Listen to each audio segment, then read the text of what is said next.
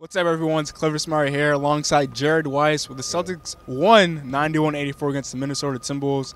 And Jared, I think the story of the game was kind of how it was a low-scoring game for the most part, and the Celtics defense kind of really wasn't there for the most part either. Well, the first half sucked. That's easy way to say I it. would say their offense wasn't really there more than anything. Fair enough. It's funny. They actually played really good defense at the end there.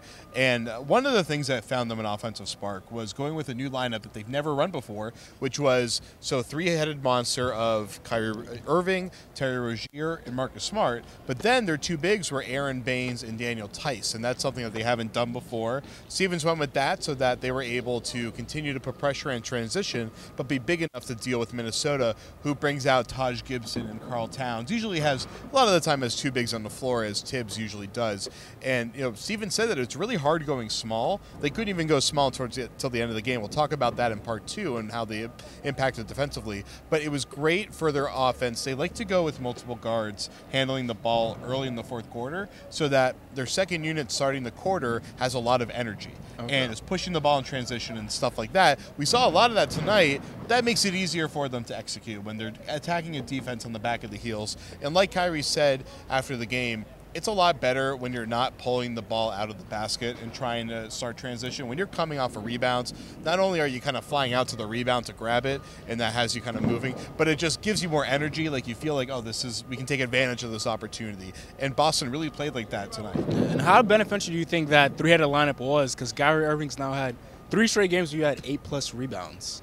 Yeah, he's finding. I think it's probably as much as teams missing long, and he's kind of getting those. Probably opportunity. Yeah, I'll have to go back and watch all 24 of those or whatever number it is.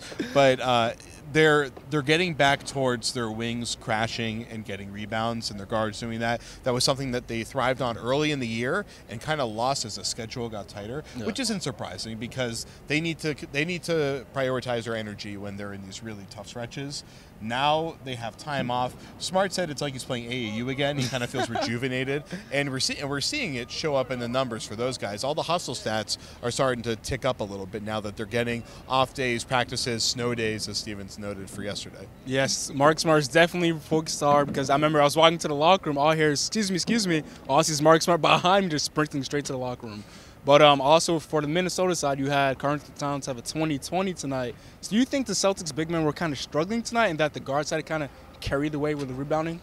I think it's just a brutal matchup. I mean, he had 25 and 23, I believe. Correct. Yes. Second person in the NBA to do that this year. DeMarcus Cousins did it for opening night for New Orleans earlier. Thank you, NBA stats. Thank you. I'm basketball reference tonight. He had 41 points in that one. Boston won the rebounding battle handily because I think Minnesota missed 33-pointers tonight. So there were a lot of those long rebounds because it went into 3.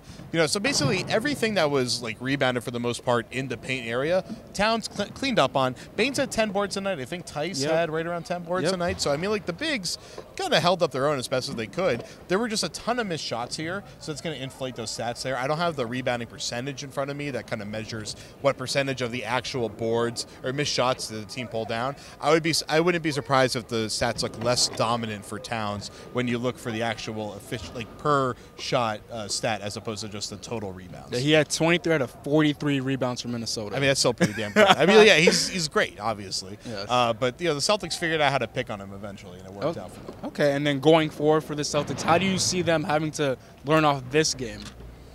Well, I mean, they get Brooklyn tomorrow night, and that's obviously, if there's ever a schedule loss trap game, that's the kind of one that you can survive. I think they know Brooklyn pretty well at this point. Yeah, it's a third game against them. Already, we're just halfway through the season, and they're almost done with that Brooklyn slate there. And I think they're looking at this one as, while it could be a trap game, they're looking at this one as we want to get that win going out to going out to London to face Philly because they know they have a test there. Philly, I didn't see what the final score was, but they doubled up Detroit earlier tonight. Yes. So obviously Philly's pretty good when they have everyone healthy, and they'll have everyone healthy for this game. So they want to come in with momentum. And they want to come in showing that they can handle these younger, higher-paced teams. And that's kind of the game where they confirm that to themselves, that they're not going to have those letdowns, that they're going to show consistency, that losing on a second night of a back-to-back isn't an excuse anymore when you're no longer playing 3 games in 4 nights on a routine basis. Okay. And I'm Clever Smart. That's Jared Weiss. This is the Garden Report.